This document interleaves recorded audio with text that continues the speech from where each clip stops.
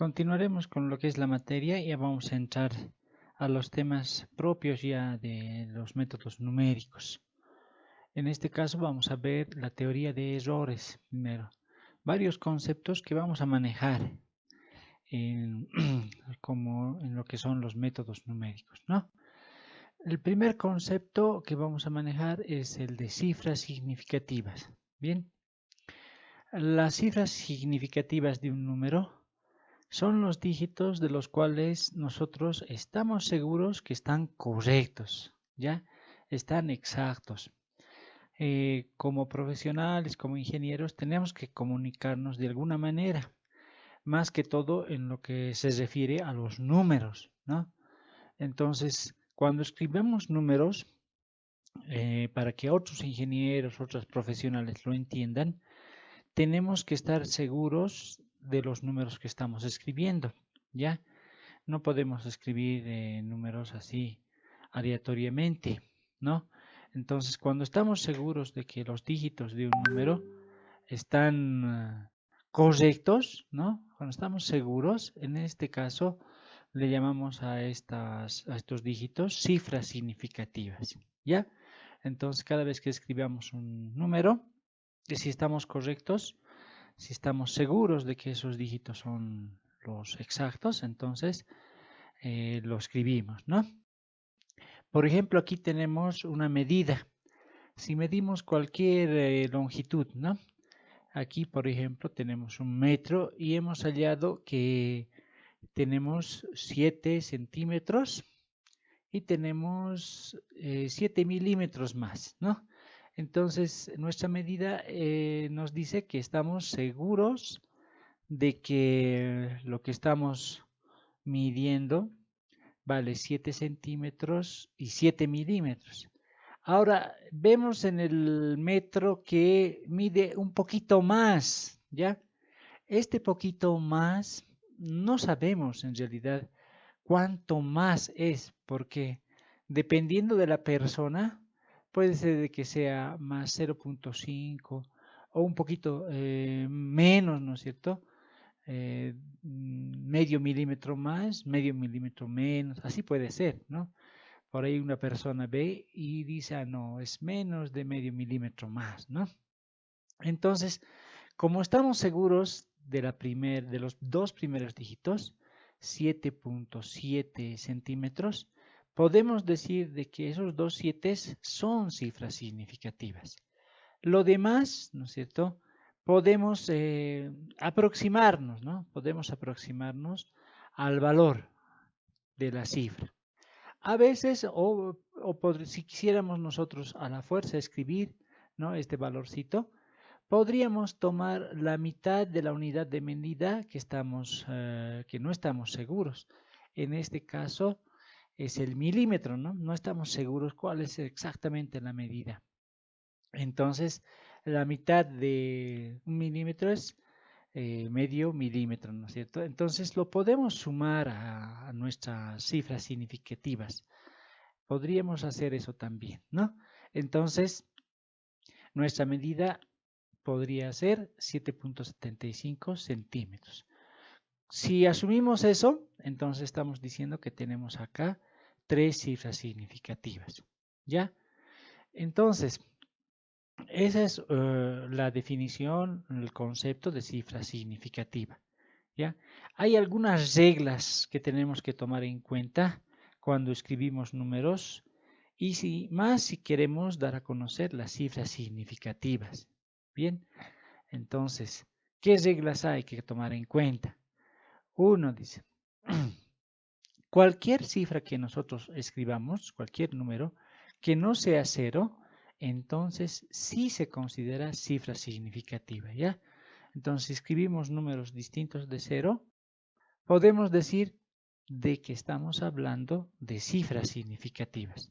Por ejemplo, este 25,2 centímetros, ¿no? Tiene 3 cifras significativas porque son distintos de cero, ¿no?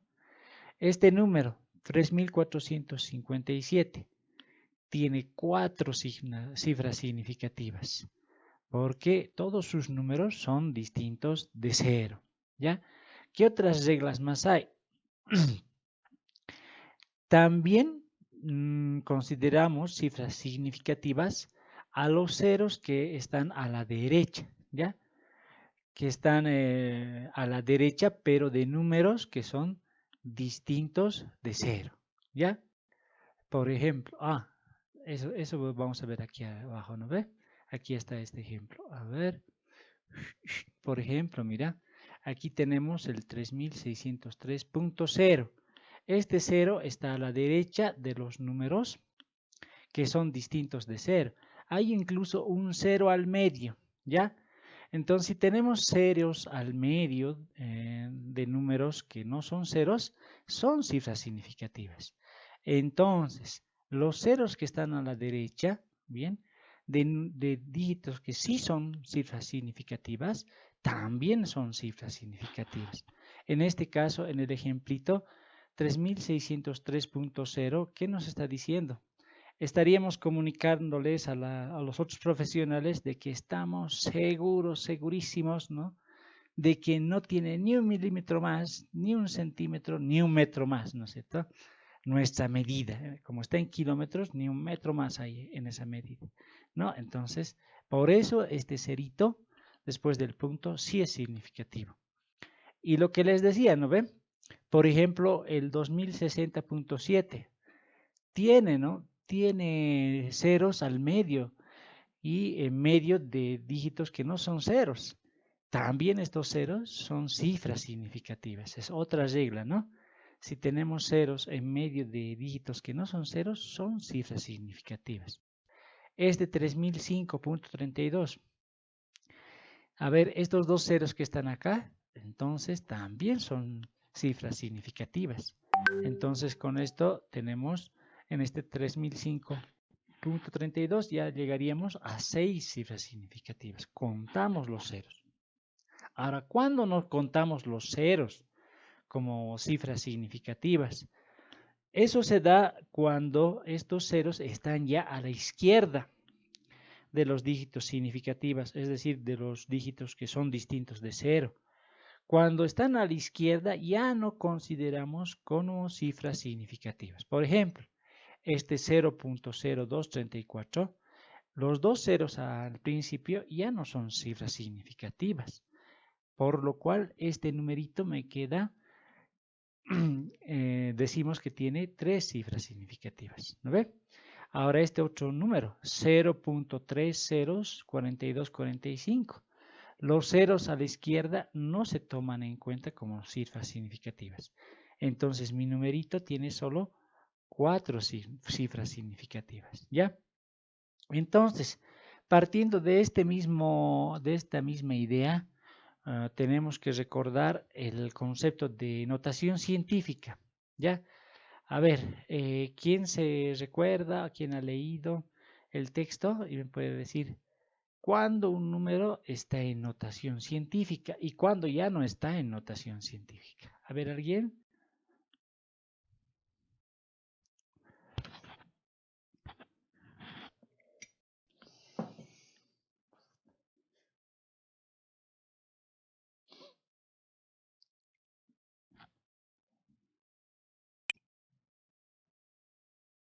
¿Cuándo un número estaría en notación científica y cuándo no? ¿Quién me puede decir? A ver, ¿alguna idea?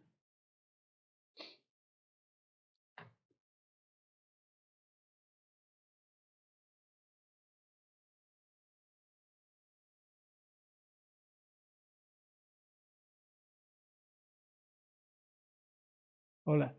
Sí, recordaremos, ¿no? ¿Cuándo está en notación científica? Está en notación científica si es que nosotros podemos escribir al número de esta forma, ¿no? Si podemos escribirlo al número como un número a multiplicado por 10 elevado a la n, ¿no? Siendo n perteneciente a los enteros, ¿no? Tiene signo el n, ¿no? Por ejemplo, a ver, veremos algunos ejemplos. Y este a tiene una restricción también. El a no tiene que ser mayor a 10, ¿no? Es decir, máximo tendrá que ser 9, ¿no? no tiene que ser menor a 1. Máximo será, o mínimo será 1, ¿no? Es lo que nos está diciendo esta ecuación, ¿no? Esta inecuación. Entonces, por ejemplo, si escribo el 5 por 10 elevado al cubo, está en notación científica, nos preguntamos. El A vendría a ser este 5. Entonces, 5 está entre 1 y 10, claro, no tiene que llegar a ser 10. Sí, y está multiplicando por un 10 elevado a un exponente. Sí, entonces sí está en notación científica. Ahora, si escribimos el 50 por 10 a la quinta, veremos, este A vendría a ser 50. Entonces, 50 está entre 1 y 10. No, no, se sale, ¿no?, del intervalo. Entonces, no está en notación científica. ¿Ya? A ver, otro ejemplito. Aquí tenemos 3.8 por 10 al cuadrado centímetros, ¿no? Entonces, ¿estará en notación científica? Veamos. 3.8 sería el A. ¿Está entre 1 y 10? Sí está entre 1 y 10, ¿no ve? Entonces, sí está en notación científica. Cuando escribimos un número en notación científica, entonces, para poder decir cuántas cifras significativas tiene este número, tenemos que fijarnos en este número A. En este caso tiene 2 cifras significativas, es lo que decimos. Ahora este otro ejemplito, 3.780 por 10 a la menos 4. ¿Estará en notación científica?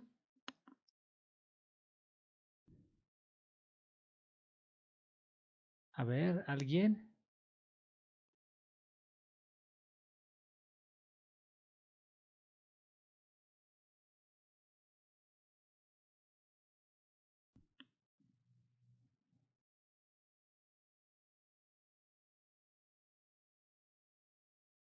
Hola, nadie, ninguna idea. 3.780 por 10 a Ah, la menos 4. ¿Sí? Adelante. sí, hay, Está en notación científica, ¿no? sí, está en notación. Sí, Inge. Ya. Entonces, como está en notación científica, podríamos decir cuántos dígitos significativos tiene. En este caso, tiene 1, 2, 3, 4. Sabemos que el 0 que está a la derecha de los dígitos que sí son distintos de 0, cuenta como cifra significativa. Entonces, tiene 4 cifras significativas, ¿no? Entonces, esto sería todo en cuanto a cifras significativas. Bien, ahora vámonos a lo que son otros conceptos, ¿no? Por ejemplo, de la exactitud y la precisión. Bien, ¿qué vamos a entender nosotros por exactitud? Que cuando un valor es exacto, ¿no? O cuando nosotros decimos que es exacto. Cuando ese valorcito, ese número, ¿no es cierto?, se acerca mucho, mucho al valor real, al valor correcto, ¿ya? Es decir, su distancia entre el valor real y el valor aproximado, es decir, una medida que tengamos, siempre vamos a sacar valores aproximados, ¿no? Es muy pequeño, ¿no? Cuando es así, entonces decimos que ese valorcito que hemos encontrado, que lo comparamos con un valor real, decimos entonces que es exacto, ¿no? Ahora, ¿cuándo decimos que es inexacto? Cuando esa distancia es muy grande.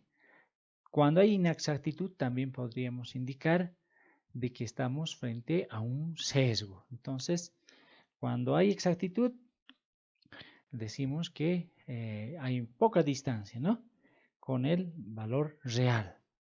Si no hay exactitud, entonces decimos que hay sesgo. Vamos a hablar ya en esos términos, ¿ya? Ahora, ¿qué es la precisión? ¿Cómo vamos a entender nosotros la precisión? Imaginémonos que tenemos varias medidas, ¿no? Y tenemos un valor real, ¿no? Un valor exacto, pero hemos sacado varias medidas de ese mismo valor real. Entonces, si esas medidas entre esos números, ¿no es cierto?, es muy grande, entonces no tenemos precisión. Si esa distancia entre esos números que hemos medido es pequeña, entonces sí tenemos precisión, ¿ya? Cuando no hay precisión entre los valores que nosotros hallamos, entonces tenemos incertidumbre, ¿ya? Entonces aquí entra también otro conceptito, ¿no? Entran varios valores, varias medidas para un solo valor real, ¿no? Varias medidas, podríamos hacer varias medidas. De hecho, en nuestra materia vamos a hacer una y otra vez, vamos a hallar medidas, vamos a hallar valores aproximados, ¿ya? Entonces, aquí en este grafiquito tenemos el ejemplo tradicional para poder entender lo que es exactitud y precisión, ¿ya? Por ejemplo, estos son tiros al blanco, ¿ya? Sabemos que el medio es a donde tenemos que llegar, ¿no? Es el valor real para nosotros. ¿Qué pasa si nosotros en varios intentos le damos uno cerca del medio, como es la primera figura, ¿no? Y los otros alejados del medio? ¿Qué decimos? ¿Tendrá exactitud? ¿Tendrá precisión? Analizamos, ¿no? Ya que los puntos que están alejados del medio tienen una distancia muy grande, ¿no? Nos hemos alejado demasiado del medio, ¿no? Entonces, podríamos decir de que no existe exactitud, a pesar de que un hito está bien cerca, ¿no? Pero los otros ya lo arruinan, ¿no? Porque está muy lejos. Ahora, ¿habrá precisión? Veremos. ¿Cuál es la distancia entre estos valorcitos? La distancia entre esos valorcitos también es demasiada. Entonces, podemos decir que no existe precisión. Por eso decimos en el primer grafiquito, no hay exactitud, o sea, es inexacto y también es impreciso. ¿Ya? El segundo grafiquito, perdón, vemos que estos valorcitos, es decir, seguramente nos imaginamos una flecha o algo que nosotros lanzamos al tiro al blanco y resulta que lo que hemos lanzado está muy lejos del centro, ¿no? Que es a lo que queremos llegar. Entonces, si está muy lejos del centro, recordemos, ¿no? Es inexacto, ¿no? Estos valores son inexactos. Pero ¿qué pasa con la precisión? Resulta que estos valorcitos, estos intentos que hemos hecho, están muy cerca unos de otros. Entonces decimos que sí tenemos precisión, hay precisión, ¿no? Realmente hemos apuntado a un lugar y a ese lugar seguimos y seguimos apuntando, pero la verdad es que no hay exactitud. Por eso decimos que es inexacto e impreciso. Veamos este otro círculo, ¿no? ¿Qué pasa con los intentos que hemos hecho al lanzar nuestros dardos o nuestra flecha? Resulta que los valorcitos ya están muy cerca del centro. Y a la distancia de estos valores, de estos intentos, es muy pequeña del centro, ¿no? Incluso creo que uno ya ha llegado al centro, está ahí. Entonces podríamos decir que nuestros intentos son exactos, ¿no? Ahora, ¿qué pasa? La distancia entre los intentos es grande o pequeña. Es pequeña porque los intentos están casi juntos unos de otros. Entonces podríamos decir que es preciso, ¿no? En este último circulito, entonces dice aquí, ¿no ve? Es exacto e impreciso. ¿Por qué? A ver, alguien que me pueda decir por qué será inexacto e impreciso.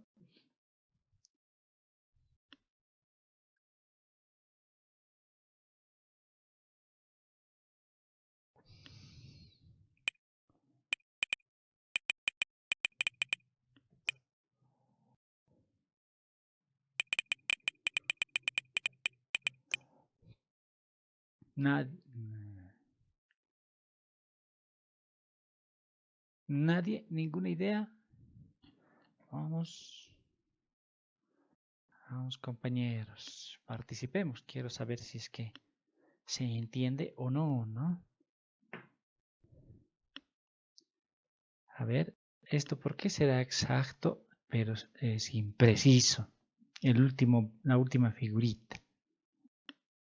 Aquí hay un chat, dice. Ah, inexacto, sí, porque están lejos del centro, dicen, ¿no ve? Es preciso porque su distancia es mínima. Está bien lo que dices de... no, tampoco no es inexacto, ¿no ve? Porque están cerca nomás del centro, están nomás. Pero entre ellos hay una distancia grande, ¿no? No están como los otros de aquí, de esta tercera opción, están bien cerca, casi apiñados, ¿no? Entonces son precisos, pero estos sí están separados. No hay mucha precisión, ¿no? Entonces, eh, pero sí se están acercando al centro, sí, ¿para qué? Están incluso dentro del segundo círculo, ¿no? Están bien cerquita. Por eso decimos que son exactos, ¿no ve? Entonces, la exactitud y la precisión ya no son lo mismo a partir de ahora para nosotros, ¿no? Ya tienen otro concepto, ya tiene que ver con distancias de los valores, ¿no? Con eso nosotros vamos a entender qué es un error, con eso en mente, ¿no? Esto de las distancias. Perdón. Entonces, ¿qué distancia es en la cual nosotros estamos interesados? ¿Qué distancia nos interesa? La distancia que nos interesa es la distancia en la que hay entre el valor que yo mido, o sea, que yo voy a llamar valor aproximado, y mi valor real, ¿no es cierto? Mi valor exacto, ¿no? Esa distancia yo estoy interesado, ¿no? Eso me va a dar la exactitud. O también vamos a llamar a eso que le vamos a llamar. Mire, si yo resto el valor verdadero menos el valor aproximado, ya hemos dicho en la anterior clase, ¿no? Eso es una distancia. Cuando nosotros restamos, estamos hablando de distancia. Si lo resto, entonces a eso yo le llamaré error. Para nosotros, entonces, a partir de ahora, ¿qué es el error? Es la distancia entre el valor verdadero y mi valor aproximado, ¿no? De eso estamos hablando cuando hablamos de error. Ahora, dependiendo si el valor verdadero es grande o pequeño, o el valor aproximado es grande o pequeño, entonces vamos a tener un error negativo o positivo, ¿ya? Pero en realidad a nosotros no nos interesa, ¿no? El signo del error. Lo que nos interesa es la distancia, y una distancia no es nunca negativa, ¿no? Entonces, para eso nosotros tenemos que aplicar a este error un valor absoluto, ¿no? Le aplicamos el valor absoluto a esta distancia, que es el valor verdadero menos el aproximado. Entonces, ¿qué vamos a tener? Vamos a tener otro concepto que se llama error absoluto. Eso nosotros le vamos a llamar error absoluto, ¿ya? Entonces, en la vida real, generalmente este valor verdadero no va a ser conocido, ¿ya? De hecho, es por eso que vamos a estudiar métodos numéricos, porque los valores verdaderos no nos son conocidos, ¿no? En el caso de que nosotros los conozcamos, los vamos a usar simplemente como para ver cuál es el error, ¿no? El error. Pero generalmente esos valores verdaderos no existen, ¿no? No vamos a poder conocerlos anticipadamente. De eso se trata, ¿no? La materia. Entonces, ¿qué es lo que vamos a tener si no tenemos valores verdaderos? ¿Qué es lo que vamos a tener? Vamos a tener varias aproximaciones, como el tiro al blanco, ¿no ve? Tenemos varias aproximaciones a la realidad, al valor verdadero. Entonces, ¿cuáles aproximaciones me interesan? La aproximación actual, la última que he sacado, que se supone que está más cerca del valor verdadero. Y también su anterior aproximación me va a interesar, ¿ya?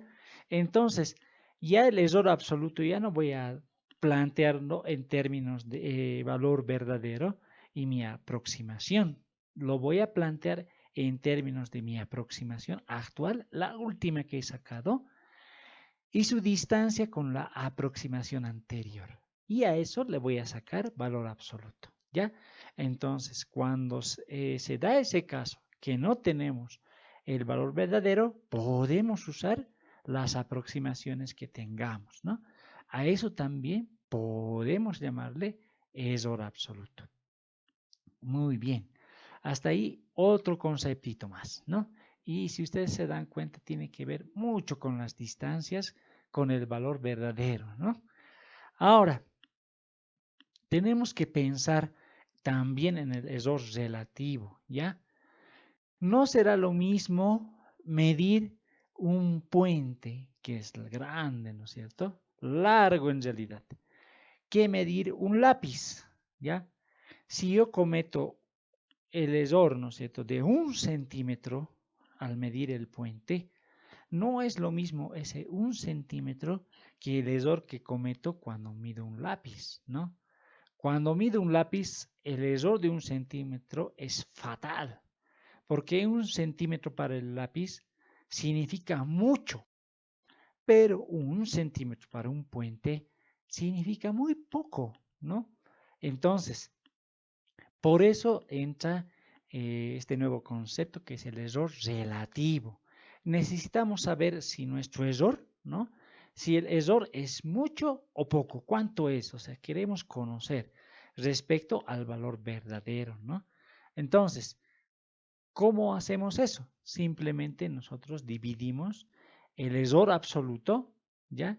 Dividido entre el valor verdadero. Así vamos a tener una cifra, ¿no?, que nos va a decir si es muy grande o muy pequeño este errorcito. A ese error con su valor absoluto incluido le llamamos nosotros error relativo.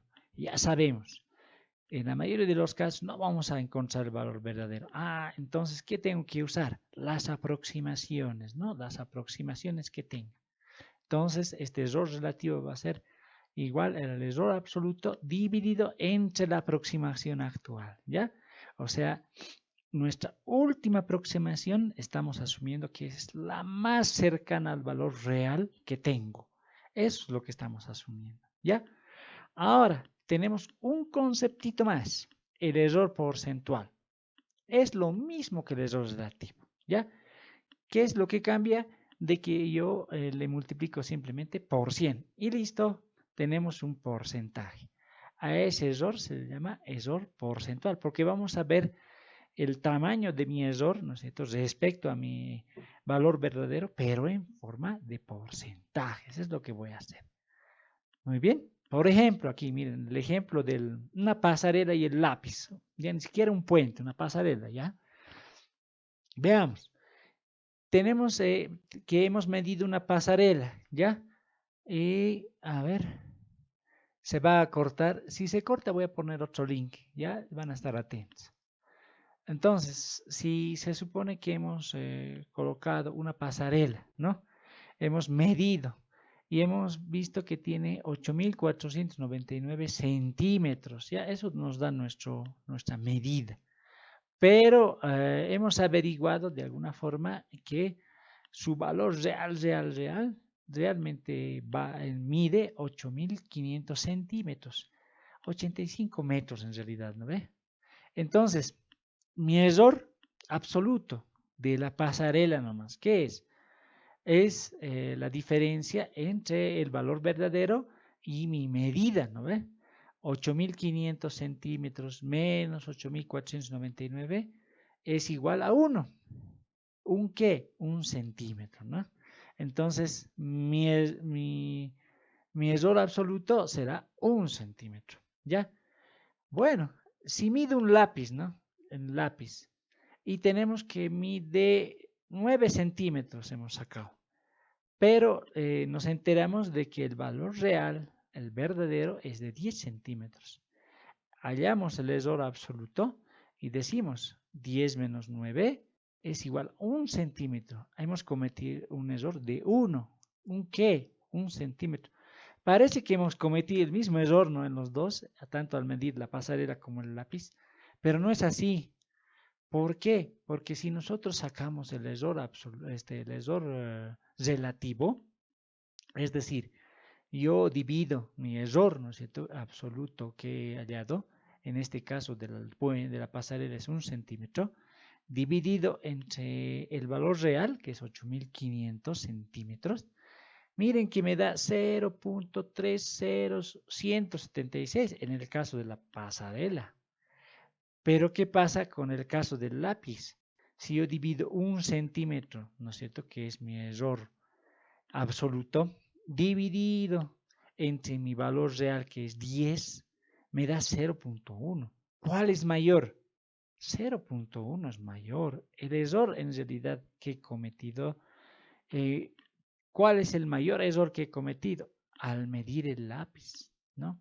No he cometido un mayor error al medir la pasarela. Peor si yo lo multiplico por 100. En el caso de la pasarela tengo que es 0.0176%, pero en el caso del lápiz es un 10%, ¿no? Es mucho, ¿no?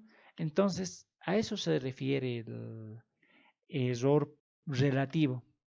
El error relativo nos va a medir, en realidad, qué tan grande es mi error, ¿no?, en relación con mi valor verdadero, ¿no?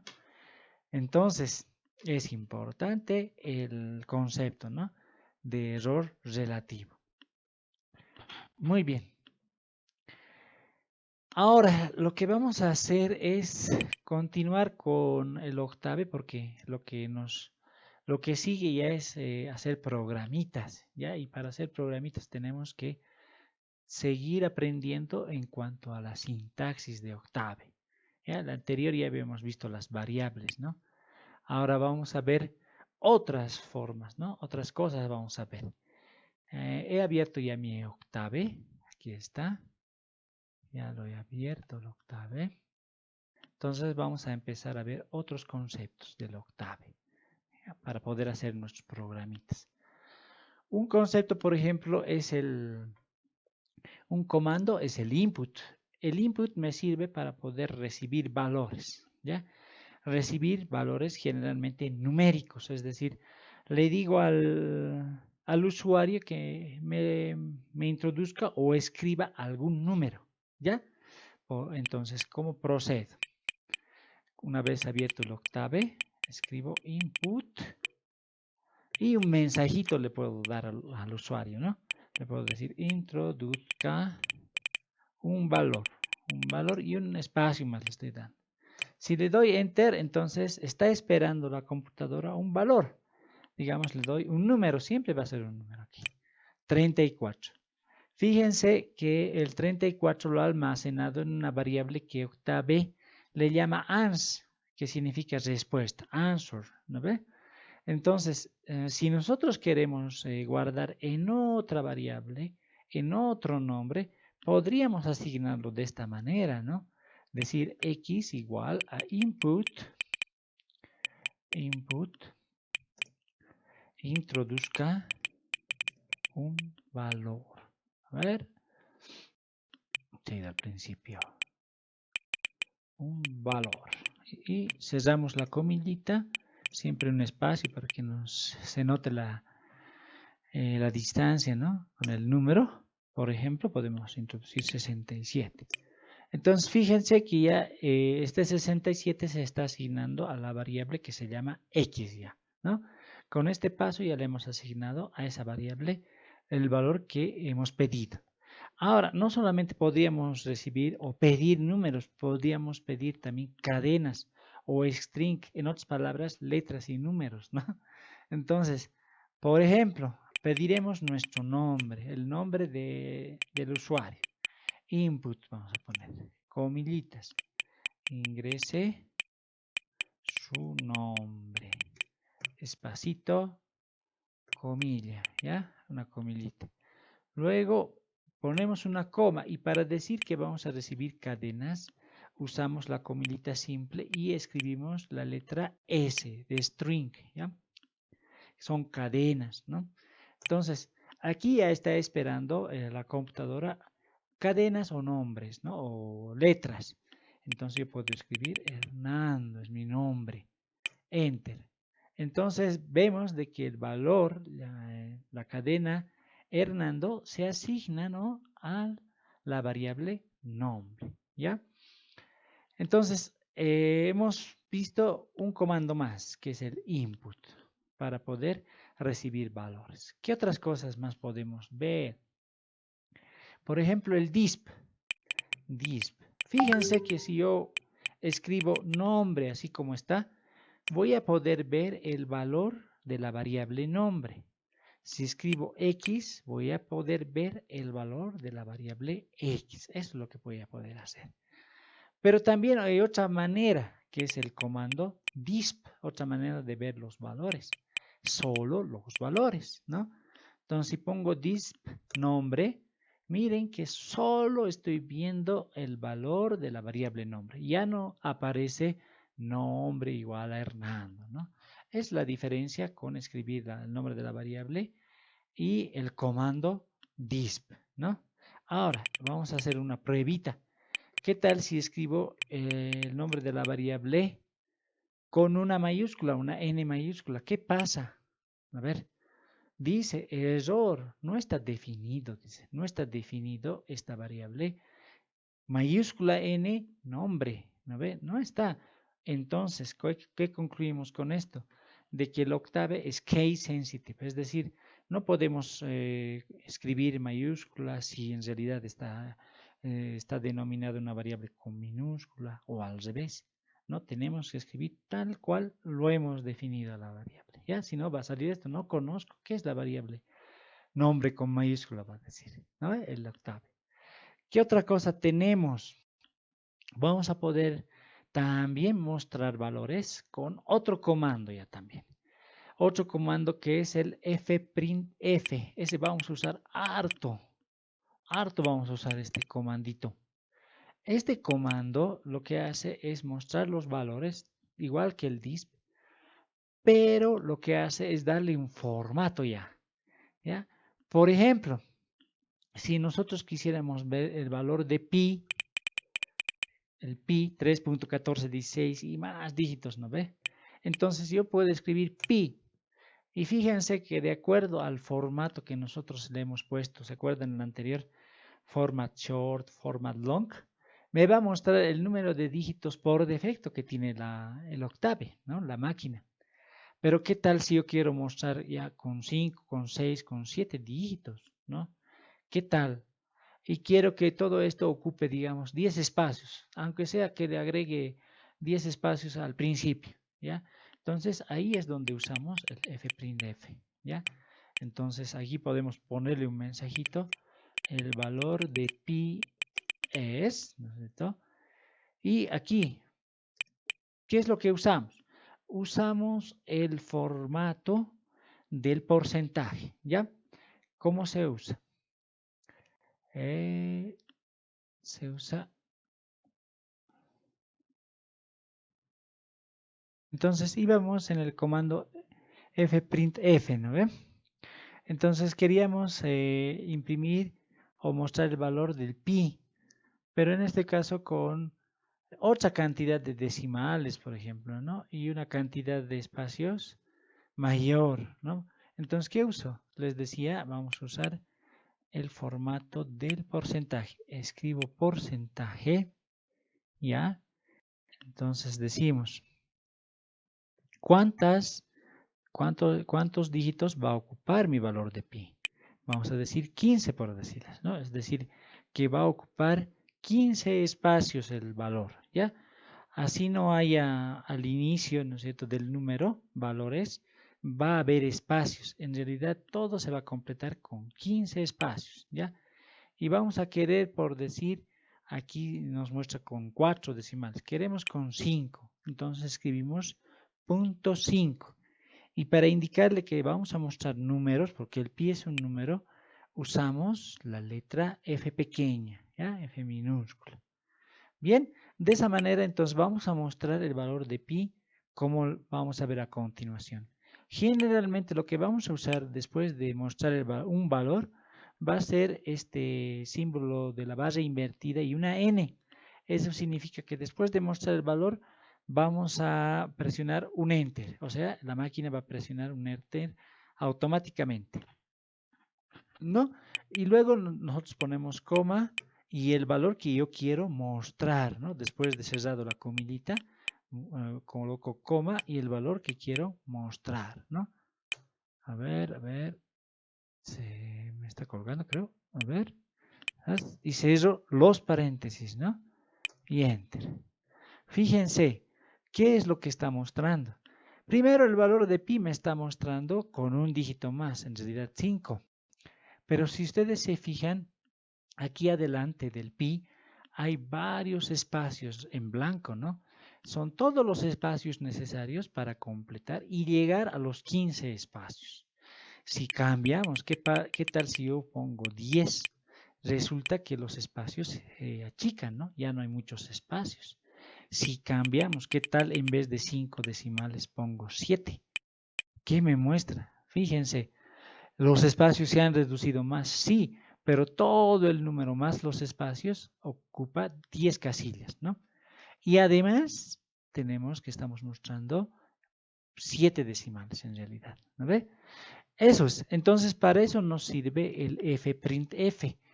Vamos a usarlo bastante nosotros en nuestros programas para mostrar números. Eso es lo que nos va a interesar, mostrar números, ¿ya? Ahora, ¿qué más? Podemos mostrar caracteres, es decir, strings, podemos, ¿ya?